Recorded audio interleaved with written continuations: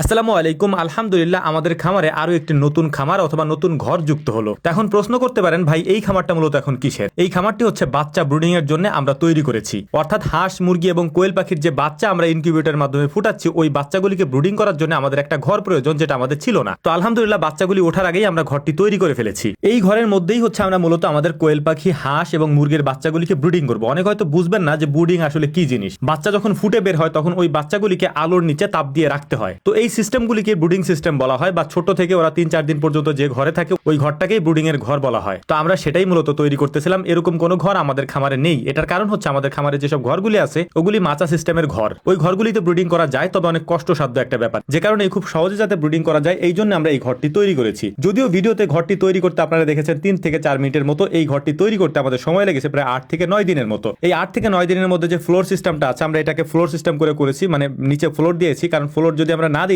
সেক্ষেত্রে হচ্ছে ব্রুডিং করতে আমাদের সমস্যা হবে। এখানে একটা রাত আমি আর আমার আব্বা দুজন মিলে শুধু বালি টানছিলাম। মানে ওই দিন কোনো লোকজন ছিল না, যে কারণ হচ্ছে রাত্রেবেলা সকালবেলা ওনারা ঢালাই দিবে। তো রাত্রে আব্বা আর আমি দুজন মিলে বালি ফেলছি এই পুরো ঘরটার মধ্যে, যাতে করে ওনারা সকালবেলা এসে মিস্ত্রিরা ঢালাই দিতে পারে। তো ওনারা ওনাদের কাজ করে যাওয়ার পর মূলত হচ্ছে যে যারা কাঠ মিস্ত্রির কাজ করে ওনারা ওনাদের কাজ করতেছিলেন। আমরা এটাকে একচালা করে দিয়েছি। দোচালা করে দিতাম, কিন্তু দোচালা করে দিলে একটু সমস্যা হতো, যে সমস্যাগুলির কারণে আমরা দোচালা করে দিইনি, একচালা করে দিয়েছি। তবে আমরা সিস্টেম রেখেছি পরবর্তীতে যাতে এই ঘরটাকে দোচালা করে দেওয়া যায়। তো যাই হোক, আলহামদুলিল্লাহ, এখন অনেক হয়তো প্রশ্ন করতে পারেন যে এতে আপনাদের খরচ হয়েছে কত। এই ঘরটা তৈরি করতে প্রায় আমাদের 30,000 টাকার মতো খরচ হয়েছে। এর পাশাপাশি আমরা যে এটার পিছনে পরিশ্রম করি ওইটা আমরা ধরি না। অনেকে হয়তো মনে করতে পারেন যে এইটা আবার কেমন কথা। মূলত হচ্ছে এটার পিছনে আমরাও অনেক পরিশ্রম করি, যেটা আমরা হিসেবে ধরি না। এইটা যদি আপনি নিজে করেন, অথবা অনেকে নিজেরা করে না, নিজেরা অন্য লোক দিয়ে করানোর চেষ্টা করে, তবে আমরা একটা পার্ট থাকে, মানে আমরা কোনো কাজ করতে গেলে ওইখানে একটা পার্ট আমাদেরও থাকে। অর্থাৎ এই কারণে আমাদের খরচটা অনেকাংশ কমে যায়। এবং আমরা যেহেতু সার্বক্ষণিকভাবে ওনাদের সাথে থাকার চেষ্টা করি, মানে যারা মিস্ত্রি কাজ করে তাদের সাথে থাকার চেষ্টা করি, সেক্ষেত্রে আমাদের কাজগুলো খুব দ্রুত হয় এবং ফিনিশিং বা কাজগুলো অনেক সুন্দর হয় আমাদের কাছে অন্তত।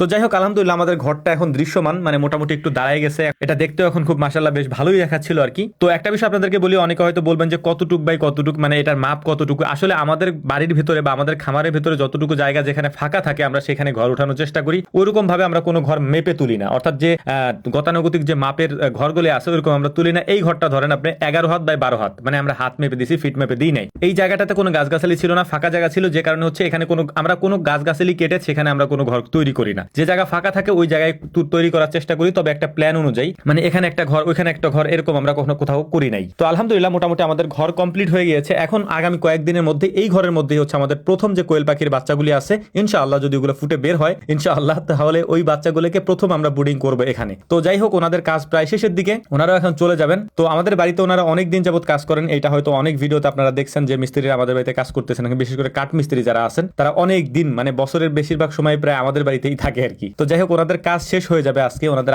আপাতত কয়েকদিন যাবত আমাদের এখানে কাজ নেই, যে কারণে হচ্ছে আমার মা ফ্রি, তারপর হচ্ছে জলচকি এগুলি বানায় রাখতেছিলেন। তো ইনশাআল্লাহ এই ঘর নিয়ে বাকি বিস্তারিত হচ্ছে যেদিন আমরা এই ঘরে বাচ্চা তুলবো সেদিন আপনাদেরকে বলার চেষ্টা করব কেন এই ঘরটা আমরা তুলেছিলাম এবং এই ঘরের বেনিফিটটা কি, ওই দিন আপনারা বুঝতে পারবেন ইনশাআল্লাহ। তো ভিডিওর শেষে আমরা আবারও আপনাদের কাছে দোয়ার দরখাস্ত রেখে যাচ্ছি যে আল্লাহ তাআলা যেন আমাদের এই ব্যবসায় বারাকা দান করেন। আমরাও আপনাদের জন্য দোয়া করি, আল্লাহ তাআলা যেন আপনারা যে যে পেশায় আছেন তাতে বারাকা দান করেন। আল্লাহ তাআলা আপনাদেরকে সব সময় ভালো রাখুন, সুস্থ রাখুন, এই প্রত্যাশায় এই কামনায় আজকের মতো বিদায় নিচ্ছি। আসসালামু আলাইকুম ওয়া রাহমাতুল্লাহি তাআলা ওয়া বারাকাতুহু।